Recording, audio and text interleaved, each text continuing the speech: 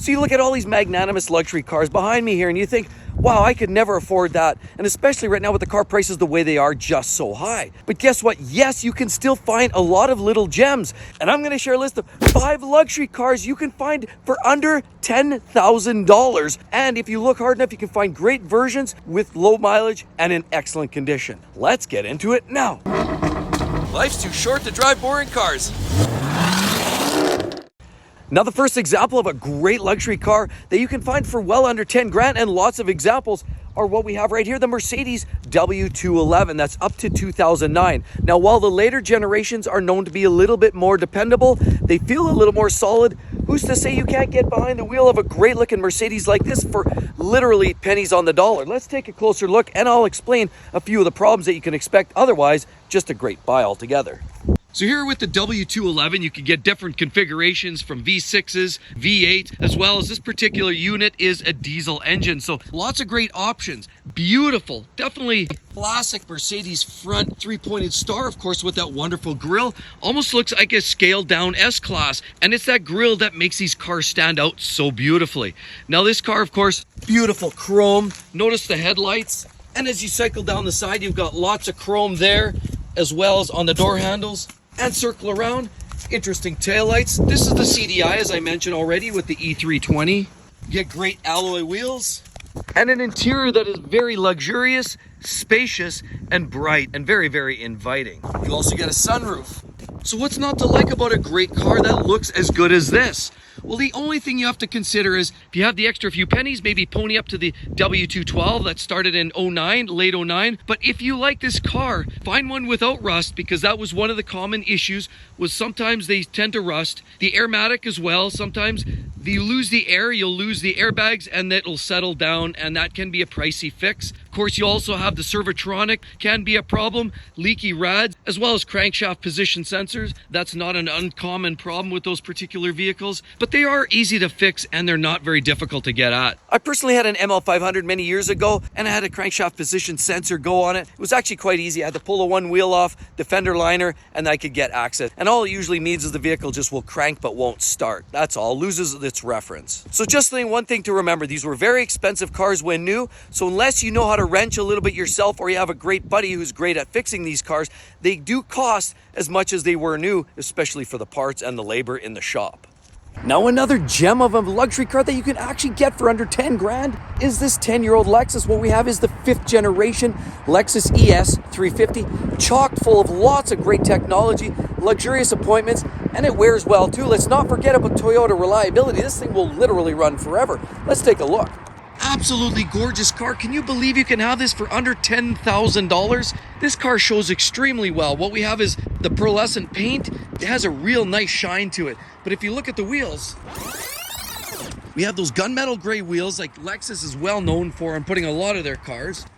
Headlights slightly milky, but that's easy to buff out. Of course, here we have the big Lexus grille, but before they went ugly and stupid with their big mouth grille, this is still actually a relatively good looking Lexus here. We have sunroof on top. Love that mirror, absolutely beautiful. And look at the chrome along the bottom edge of the doors. Here we have a great little wing on the back. Love the little tail lights as well, very sharp looking, and more chrome on this beautiful Lexus. What about the interior? The interior is absolutely gorgeous. Bright, light, really attractive coloring, and all the technology you could ever dream for in a modern day luxury car. Modernly styled dash, you've got wood grain interior and some higher quality leather that is absolutely beautiful to the touch. So this is an absolute easy vehicle to own, afford, and even with significant miles on it, it's still gonna run forever. Look at the tag on here. It even says it's got 150,000 kilometers on it, which is essentially not much more than 90,000 miles. You know this thing's good for at least 400,000 miles if you take care of it. And it still looks charming. It's still a beautiful car. And all of that goodness for under 10 grand. And the next one's one of my personal favorite. Who said you can't get a late model flat six Porsche for under 10 grand? Well, guess what? You actually can. And what we're looking at here is a first early generation Porsche Boxster from 1997 to about 2003-04 till they revised it, updated a little bit. But you get some phenomenal deals in this early generation. And what we're looking at here is a Boxster S. So you get the standard Boxster, which is 2.5 liters, or you get the S model, like this is 3.2 liters. You can either get a Tiptronic, which is a fully automatic, or you can get a 5-speed manual in the base Boxster or the 6-speed manual in the Boxster S like this. These are absolutely gorgeous little cars. Now, while this one's a little rough, they definitely have that beautiful mid-engine look to them. Obviously, engine in front of the rear drive axles. This is the perfect optimal weight distribution for a sports car right here. We have a great electric retracting roof. The standard Boxster makes about 200 horse, and the S makes up to about 250 horsepower. Great wheels. Of course, you have red calipers on the S. Base Boxster does not. Great little handles, of course. Love that little inlet there, that vent. Here, beautiful car. They definitely have a nice little profile to them. If you look, they have a little wide stance, quite the hips. Because we're dealing with the S, this has a different revised tail finish. Of course, here we've got a wing that actually comes up at speed. And of course, as I said, this is the S. This one here is broken right now, unfortunately.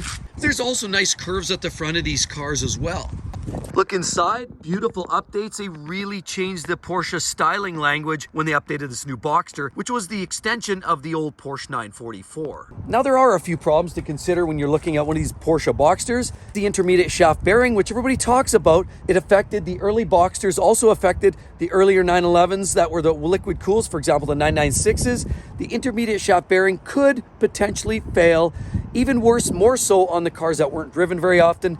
And arguably only about 5% of the cars actually saw catastrophic failures, but if they do, that's it, they wipe out the engine. However, you don't need to wait that long. You can change out the bearing, update it when you're doing the rear main seal and the clutch, and you're good to go for many, many more miles. You really can't find a better mid-engine sports car in today's sports car world than with the Porsche Boxster. And yes, all of this goodness can be had for well under 10 grand if you find an older generation Porsche Boxster like this. They're relatively easy to maintain. They're not extensively expensive. And my wife and I love the Boxster so much. In fact, we actually even bought one for our own, and we love it. We get in and out every day, get it, go for a quick rip. They're reliable, they're fun to drive, sporting, and people even ask, hey, what do you do for a living? Yeah, if you can believe it or not, they definitely have the Porsche essence. Great cars, under 10 grand, you really can't beat a Boxster.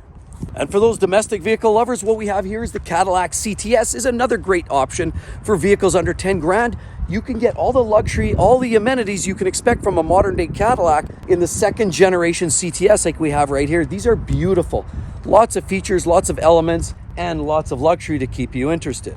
You'll notice they've got these square style headlights. That's what gives these away, and those little horizontal plug-ins there for your fog lights. Beautiful alloy wheels, great little mirrors, and I love that vent. Circle around, of course. I love the chiseled look of the modern day Caddies. They look sharp. Beautiful wheels. Of course, you even get an oversized sunroof on top, Bose stereo system, wood grain interior, and a lot of other amenities. So you have those beautiful vertical tail lights right there. And again, as the Cadillac, you have the beautiful chrome trim on the CTS. One pipe and no pipes there. But that's really okay. The car just looks great any which way. Now, in certain generations, of course, StabiliTrak issues can be problematic. Check engine lights. Of course, there's issues in some generations with transmissions. Now, transmissions that lurch are too aggressive or just catastrophically fail nonetheless. Premature light bulb failure, and the steering wheel position sensor can be an issue as well. So there are a few problems along the way. But because it is a GM product, it's not going to be as expensive as running a premium Mercedes or a premium Range Rover product. It's going to be reasonably affordable to upkeep. And for 10 grand buy-in, you can still have your wonderful luxury and eat it too. And the next one is one that's actually really affordable, way under 10 grand. You can actually find them closer to $5,000, $6,000, $7,000 in really nice shape. But you got to watch out because they start to develop a little bit of rust. And we're talking about go back to 2008 or thereabouts. And we're talking about the Acura TL like we have parked right behind us here in silver. They're beautiful cars. 3.2 liter V6 engine that makes about 250 horsepower, has more than enough giddy up and go. Even for that generation, it's a great little car. When they have this beautiful sunroof on top, that sharp nose on there, it's beautiful. Early generation Acura there, absolutely no mistaking for what it is. This is absolutely a beautiful upscale Honda product. Now, there were a few problems, but before we get to that, look at those gorgeous wheels. Love the lines, very distinctive. And then that rocker panel made these cars stand out like no others. They definitely had a unique look, and you could not mistake these for anything else. Look at the back, beautiful taillight assembly on there, one exhaust tip, and of course another exhaust tip down there. Beautiful cars all the way around. What about the interior? Very, very nice. Lots of leather, high quality interior, and it holds up very, very well. And because it's a Honda, it rarely breaks. The only real common issue with these vehicles is the transmission. There were situations where some of the automatic transmissions would fail prematurely. Most of the time, most of them are great, but there is a percentage of them that do fail. They either slip, they get too rough, too jerky, and maybe catastrophically fail. I personally have a friend that owned one of these. He had huge miles on it, but when the tranny went, it went. There was no going back. Then it cost you a few $1,000s to fix. But guess what? That's okay, because you save so much money buying this in the first place. It would be nothing to get 300, 400, 500,000 miles out of this, even if you had to do a transmission somewhere in between time. The Acura TL, a great buy for under 10 grand. And with all of that said, be sure to check out that video. That's when the car bubble is about to burst. Hope to see each and every one of you on the next one. Catch you real soon. Bye-bye.